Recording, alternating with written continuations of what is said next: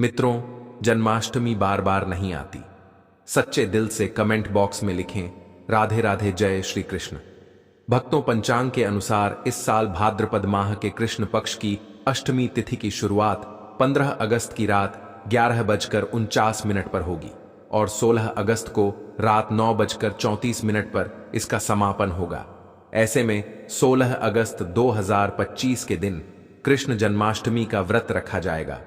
हर साल भाद्रपद मास के कृष्ण पक्ष की अष्टमी तिथि को कृष्ण जन्माष्टमी के रूप में मनाया जाता है। भक्तों, द्वापर में श्री कृष्ण परम पुरुषोत्तम भगवान का जन्म भाद्रपद की अष्टमी तिथि रोहिणी नक्षत्र और चंद्रमा वृषभ राशि में मध्य रात्रि में हुआ। उनके जन्म लेते ही दिशाएं स्वच्छ व प्रसन्न एवं समस्त पृथ्वी मंगलमय हो गई थी और विष्णु के अवतार श्री कृष्ण के प्रकट होते ही जेल की कोठरी में प्रकाश फैल गया। कृष्ण के जन्म दिवस पर स्वर्ग में देवताओं की फूलों की बरसात हुई। भक्तों, जन्माष्टमी व्रत का महत्व। शास्त्रों में जन्माष्टमी के व्रत को 1000 एकादशी व्रत के समान माना गया है और 100 बार गंगा स्नान करने का जो पुण्य मिलता है मात्र जन्माष्टमी का व्रत करने से प्राप्त हो जाता है। और भक्तों, जाप का अनंत गुना फल देने वाला जन्माष्टमी के दिन ध्यान, जाप और रात्रि जागरण का विशेष महत्व है। इसलिए जन्माष्टमी की रात में जागरण करके भगवान के भजन कीर्तन अवश्य करना चाहिए। मित्रों, भविष्य पुराण में इस व्रत के संदर्भ में उल्लेख है कि जिस घर में यह कृष्ण जन्माष्टमी का व्रत किया जाता है वहां अकाल मृत्यु, गर्भपात, किसी भी मां के बच्चे गर्भ में नहीं मरते, गर्भ ठहरता है, वैधव्य, दुर्भाग्य तथा कलह नहीं होती। जो एक बार भी इस व्रत को करता है उसे श्री कृष्ण का आशीर्वाद प्राप्त होता है। वह प्राणी संसार के सभी सुखों को भोग कर विष्णु लोक में निवास करता है। भक्तों, अब बात कर लेते हैं जन्माष्टमी पूजन विधि की। हिंदू धर्म में भगवान श्री कृष्ण की पूजा सभी संकटों से निकालकर सुख, समृद्धि और सौभाग्य का वरदान देने वाली मानी गई है। जन्माष्टमी के दिन प्रातः जल्दी उठकर स्नान आदि से निवृत्त होकर स्वच्छ वस्त्र धारण करें। इसके बाद पूर्व या उत्तर की ओर मुख करके व्रत का संकल्प लें।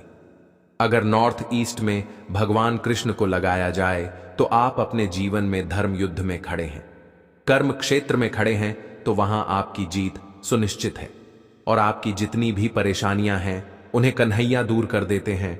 माता देवकी और भगवान श्री कृष्ण की मूर्ति या चित्र पालने में स्थापित करें और भक्तों, पूजन में देवकी, वासुदेव, बलदेव, नंद, यशोदा आदि देवताओं के नाम जपे। रात में 12 बजे के बाद श्री कृष्ण का जन्मोत्सव मनाएं।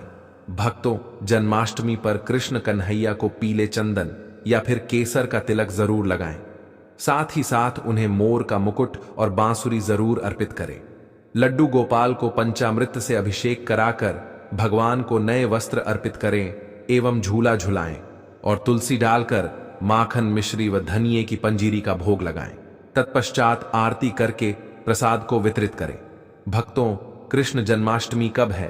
पंचांग के अनुसार इस साल भाद्रपद माह के कृष्ण पक्ष की अष्टमी तिथि की शुरुआत 15 अगस्त की रात 11:49 पर होगी और 16 अगस्त रात 9:34 पर इसका समापन होगा।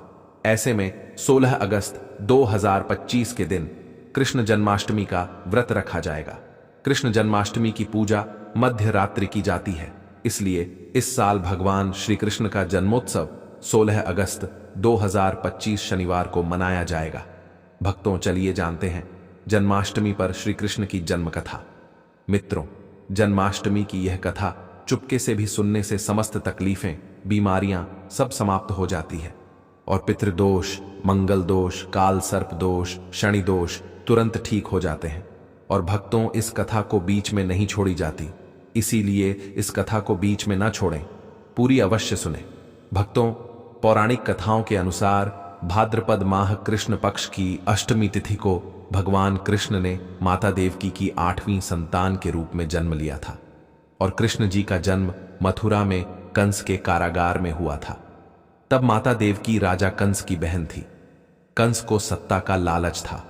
उसने अपने पिता राजा उग्रसेन की राजगद्दी छीनकर उन्हें जेल में बंद कर दिया था और स्वयं को मथुरा का राजा घोषित कर दिया था।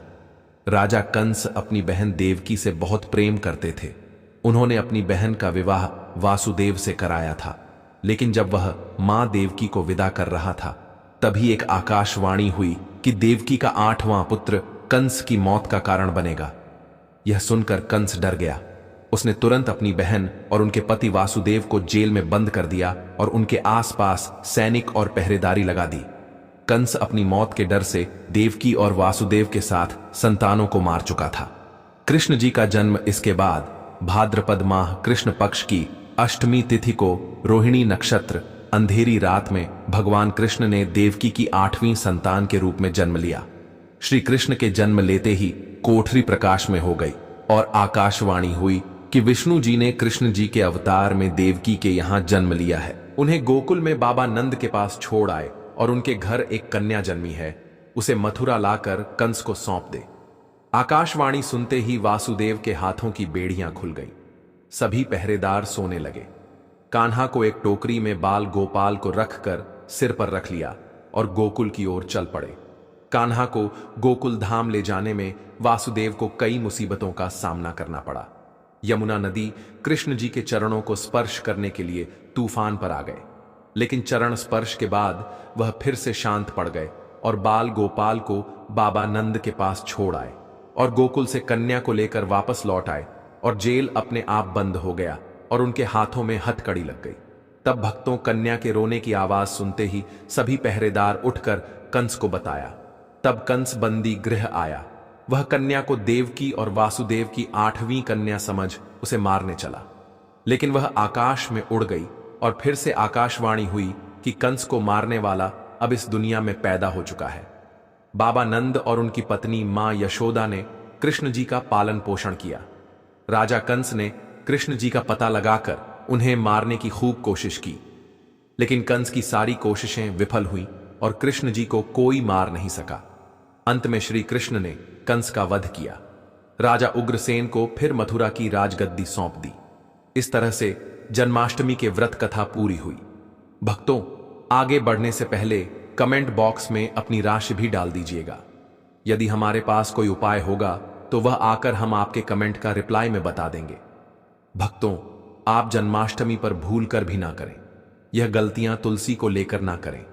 यह गलती जन्माष्टमी के दिन भूल कर भी तुलसी की पत्तियां तोड़ने से बचना चाहिए। दरअसल शास्त्रों में कहा गया है कि कृष्ण भगवान विष्णु के अवतार हैं और उन्हें तुलसी अति प्रिय है। ऐसे में इस दिन तुलसी की पत्तियां नहीं तोड़नी चाहिए। जन्माष्टमी से पहले आप तुलसी तोड़कर रख लें। बिना तुलसी के जन्माष्टमी का पर्व अधूरा है। भगवान कृष्ण किसी भी ऐसे भोग को स्वीकार नहीं करते जिसमें तुलसी पत्र ना पड़ा हो। ऐसा भोग पाप के समान होता है, जहरीला माना जाता है। और चावल खाना, यह बात तो सभी जानते हैं कि एकादशी के दिन चावल नहीं खाने चाहिए, लेकिन बहुत ही कम लोग जानते हैं कि जन्माष्टमी के दिन भी चावल को खाना वर्जित होता है।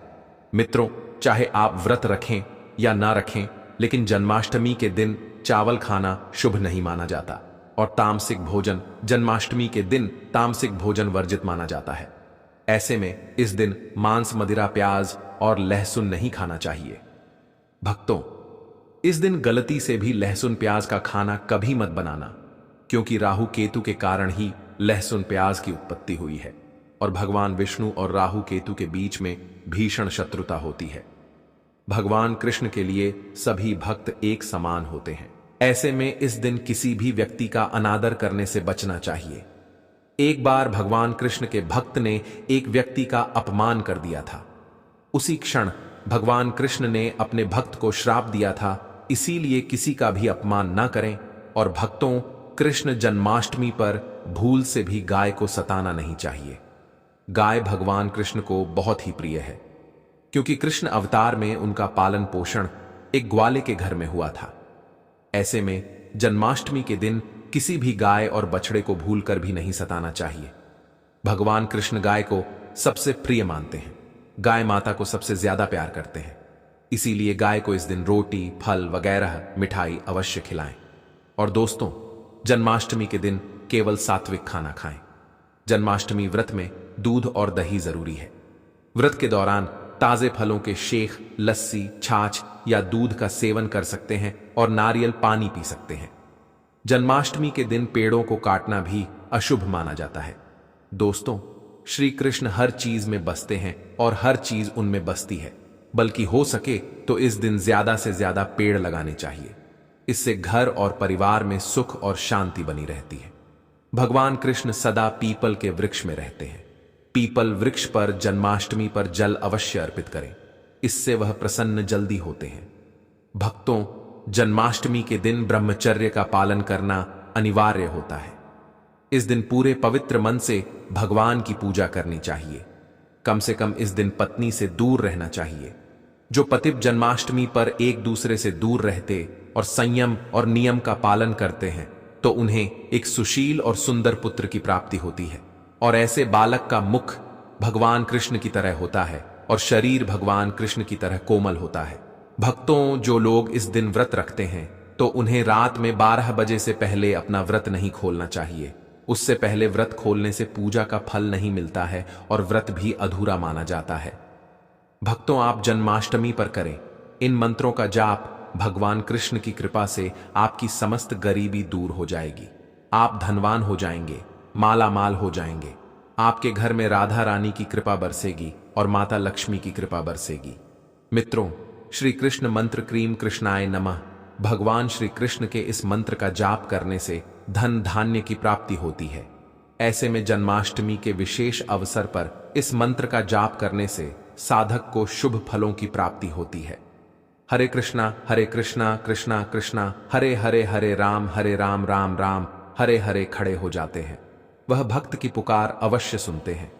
कम से कम इसका जाप 21 बार अवश्य करें या फिर 108 बार भी आप जाप कर सकते हैं। बहुत ही शुभ माना जाता है। भक्तों, जन्माष्टमी पर जो स्त्री भगवान लड्डू गोपाल को झूला झुलाती है उसे अनंत काल तक बांझपन का सामना नहीं करना पड़ता है। भगवान लड्डू गोपाल की कृपा से ऐसी स्त्री को सुंदर पुत्र की प्राप्ति होती है। मित्रों, जन्माष्टमी पर मोर पंख अवश्य लाएं और मंदिर में स्थापित करें और भगवान कृष्ण की बंसी जन्माष्टमी पर अवश्य लेकर आए। अगर आप व्रत रख रहे हैं तो भगवान लड्डू गोपाल के खिलौने आदि जरूर लेकर आना चाहिए। इसे लाना मत भूलना। और जन्माष्टमी पर कौड़ियां आप ला सकते हैं, भगवान कृष्ण की स्थापना कर सकते हैं। दोस्तों, इस दिन गलती से भी किसी भी व्यक्ति को गिफ्ट के तौर पर भगवान कृष्ण को उपहार में कभी मत देना। इससे घर की लक्ष्मी रुष्ट हो सकती है और जन्माष्टमी पर सोने, चांदी, तांबा, पीतल की खरीदारी आप कर सकते हैं। बहुत शुभ माना जाता है। जन्माष्टमी पर पालना अवश्य लेकर आना। इसमें लड्डू गोपाल जी झूला झूले। भक्तों, जन्माष्टमी पर तुलसी माता के सामने भगवान कृष्ण के 4 नाम जैसे गोपाला गोविंदा देवकी नंदन और दामोदर पुकारे और साथ ही ओम नमो भगवते वासुदेवाय नमः मंत्र का जाप करें। ऐसा करने से सभी समस्याएं दूर हो जाएंगी। माता तुलसी आपके घर को धन धान्य से भर देंगे। जन्माष्टमी के दिन भोग में मक्खन के साथ तुलसी दल जरूर डालें और वह भगवान कृष्ण को अर्पित करें। मित्रों, जन्माष्टमी के शुभ अवसर पर नमक का विशेष उपाय अवश्य करना चाहिए। दोस्तों, मैं ईश्वर की सौगंध खाता नमक का यह उपाय करने से आपके समस्त पाप नष्ट हो जाएंगे, गरीबी दूर हो जाएगी, आपकी नौकरी लग जाएगी और संतान प्राप्ति हेतु व्यापार चलाने के लिए भी यह उपाय जरूर करें। भक्तों, हम भी नमक का यह उपाय जरूर करते हैं। मैं ईश्वर की सौगंध खाता हूं। अगर आपने यह उपाय कर लिया तो आपको करोड़पति होने से कोई नहीं रोक पाएगा। भगवान कृष्ण का विशेष आशीर्वाद मिलेगा। दोस्तों, उपाय है एक नमक का पैकेट, 50 ग्राम सूखी लाल मिर्च, 500 ग्राम चावल, 100 ग्राम उड़द की दाल, 250 ग्राम आटा और 11 रुपए की दक्षिणा तथा 1 पानी की बोतल और 5 रुपए के काले तिल। बस इतनी सी सामग्री एक थैली में एकत्रित कर लें। भक्तों, उसके बाद किसी भी गरीब बुजुर्ग या गरीब महिला को चुपके से दान दे दें और पीछे मुड़कर ना देखें, घर को वापस चले आए। भक्तों, आप यकीन मानो, गुरु परंपरा से प्राप्त यह माह उपाय आपकी काया पलट कर रख देगा। आपकी दिन दुगनी रात चौगुनी तरक्की करेंगे। भक्तों, यह उपाय हम भी जरूर करते हैं। पौराणिक पुस्तक और शास्त्रों में लिखा उपाय आज हम आपको बता रहे हैं। यह उपाय जन्माष्टमी के दिन जरूर करें। मैं ईश्वर की सौगंध खाता हूं, आपका भाग्य उदय हो जाएगा। दोस्तों, यह उपाय हमें हर जन्माष्टमी के दिन जरूर करना चाहिए। अब भक्तों बात कर लेते हैं कृष्ण जन्माष्टमी पर लड्डू गोपाल की पूजा कैसे करें। भगवान श्री कृष्ण के जन्म के बाद प्रभु का अभिषेक किया जाता है। खीरे से बाहर निकालने के बाद लड्डू गोपाल का कच्चे दूध, दही, घी, शहद और गंगा जल से अभिषेक करें। इसके बाद किसी साफ कपड़े से भगवान प्रभु की मूर्ति को पहुंचे और उन्हें वस्त्र पहनाएं। अब प्रभु का आभूषणों से श्रृंगार करें और इन्हें मुकुट पहनाएं। हाथों में बांसुरी पकड़ाएं, कानों में कुंडल, पैरों में पायल और गले में माला पहनाएं। इसके बाद भक्तों प्रभु पर पीले रंग के पुष्प चढ़ाएं और पीला चंदन लगाएं। अब प्रभु को अक्षत, इत्र और फल चढ़ाएं। इसके बाद धूप और घी के दीपक से प्रभु की आरती पूरी श्रद्धा के साथ करें। कान्हा जी को माखन बेहद पसंद है, इसलिए लड्डू गोपाल को माखन मिश्री या मेवे की खीर का भोग लगाएं। अंत में क्षमा प्रार्थना करें और कृष्ण भगवान के मंत्रों का जाप भी कर सकते हैं। वहीं जन्माष्टमी पर भजन कीर्तन करने का भी विशेष महत्व होता है।